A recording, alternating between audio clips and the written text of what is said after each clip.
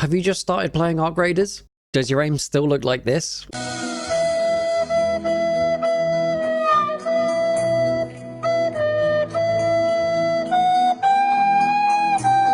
Well, this video is for you. Welcome, Game Overlings. I am your Game Overlord, and this is your ultimate settings guide if you play on console. So for those of you guys that are on Xbox or PlayStation, this is the guide for you. I'm going to very quickly go through all of the boring stuff, and 90% of this is going to be about aiming. If you just want to go for the aiming settings, skip to that chapter in the video. It's going to be down in the description. I won't hold it against you, but if you do that and you find it useful, please do hit the like button, and your subscriptions are really important as well. We're trying to hit 1,000 subscribers, so I really appreciate it, and it would genuinely help the channel out. First of all, let's go to settings. We're going to go to general. These are my general settings. I have the hub position on centered, reload progress is on, damage direction is on, and prioritize reload is the option that I've gone for here. If there's the choice between you climbing up a ladder or jumping on a zip line and reloading, you're going to have to tap to do that movement action, jump on the zip line, and hold to reload. Join Discord if you want, that's cool. Graphics, we've gone for field of view at 80. It's as high as we can go because we want to see as much of the world around us as possible at all times.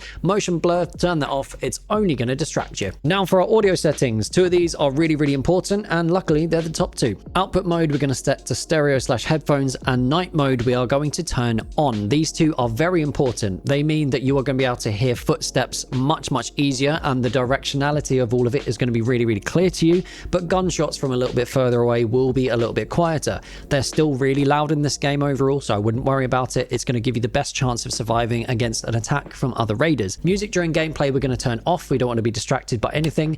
These are my volume settings. The most important of these is the prox chat. If you want to match any of these, feel free to go ahead and do it. The prox chat I've set to as high as possible because I want to hear anyone using the prox chat from as far away as possible. For our voice chat settings, let's turn it on. We're going to have the party voice chat as an open microphone, so that means our party can hear us at all times. And the prox chat, we're going to toggle to talk. The default button for this is down on the D-pad. It means that you're going to be able to choose whether other people in the game that aren't in your party are going to be able to hear you at any given time. It also means that if anyone else playing the game decides they want to attack you, they're not going to be able to hear what you're doing because you'll just turn it off. You'll know whether it's live because you'll have this little yellow speakerphone down by the white one next to your health bar, the white one being your party voice chat. Raider voice beta means it will disguise your voice, so if you want to go ahead and do that, that's fine. These are my subtitle options. Accessibility, I don't really need to worry about these top three personally, but you can go ahead and change those if you want. Colorblind mode, invert the flash color, and the font size. Blocked line of fire is a really important setting, I think, because if you're behind a bit of cover or ducking behind a wall, you'll know whether your gun is going to shoot that wall or that bit of cover, and when it's able to have a clear line of fire on your target. I'd recommend keeping that on. Now, you might notice that my crosshair is a circle with a dot in the middle. This is really important because it's the easiest way for you to tell the bloom of the weapon. There is random bullet deviation in this game, and the game tells you exactly where those bullets are going to end up going.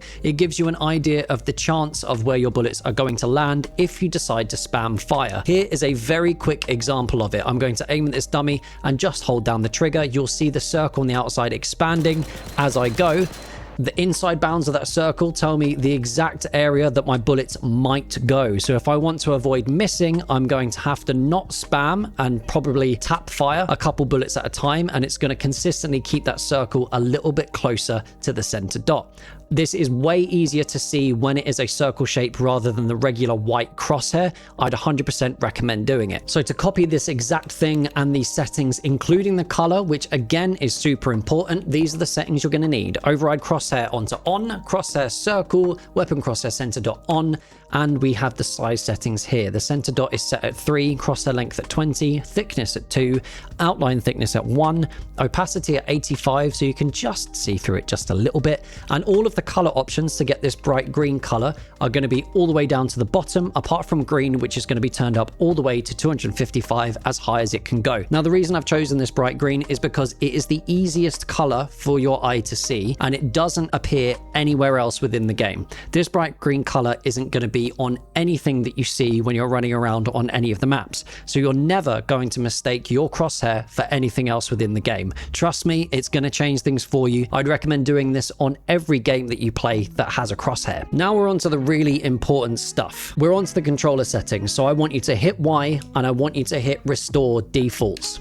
This is pretty scary, but we're going to go for it. Now, I know some of these settings I definitely want to change that aren't any of the sensitivity ones. So to start with, we are going to change our look response curve. We're going to jump all the way there first. We're going to change that to linear. I know that whenever I move the stick, it's going to move exactly the same no matter what happens. There's going to be no ramp up. There's going to be no acceleration. It's going to do exactly what I want and move at 100% of the speed every single time I move the stick. This is very useful for me because I jump between games, but if you want to get used to any sort of acceleration with your aim, then you can change to some of the other ones. You've got exponential and sinusitis. We are going to have our aim assist on. Our interact/reload behavior is going to be on prioritize reload.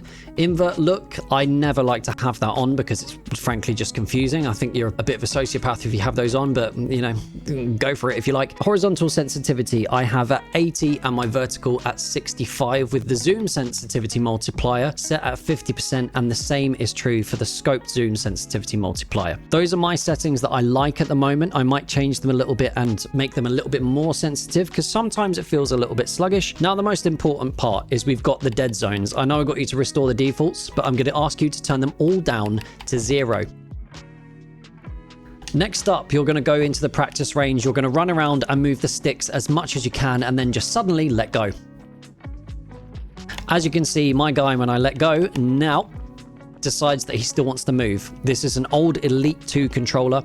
It has a lot of stick drift, so I need to adjust that. I'm going to go into my settings and move it up by 5 until it stops moving. I know it's the left stick that's playing up because he's walking. And you're going to keep doing that by increments of 5 until it stops. This is what mine looks like to stop my controller from moving when I don't want it to. Next up, we're going to have a look at something called the look boost. Now, I mentioned aiming acceleration a little bit earlier. This is similar to that. It allows you, when you're putting 100% of the input in, to look behind you or above or below you just that little bit faster, but it doesn't mean that you're going to get carried away and just zip around at a 360. It's really hard to see when it actually happens, but there is a ramp up and a ramp up time. You'll be able to feel it when you're using the controller. If you try and pick landing on the same spot, this little line here, if I try and land on it behind me, is a good way to try and catch it every single time. And these are my look boost settings. Next up, we have 3 of the most important movement mechanics in the game. We have swapping shoulders, we have the slide, and we have the dodge roll.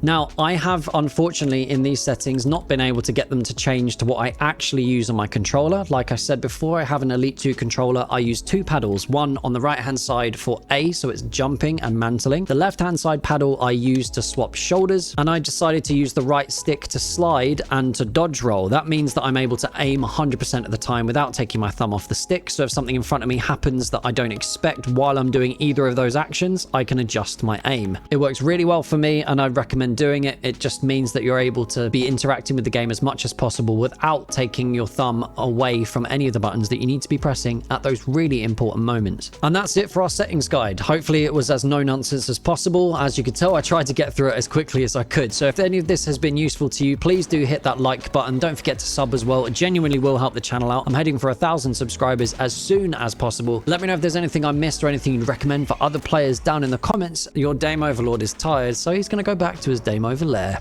Peace.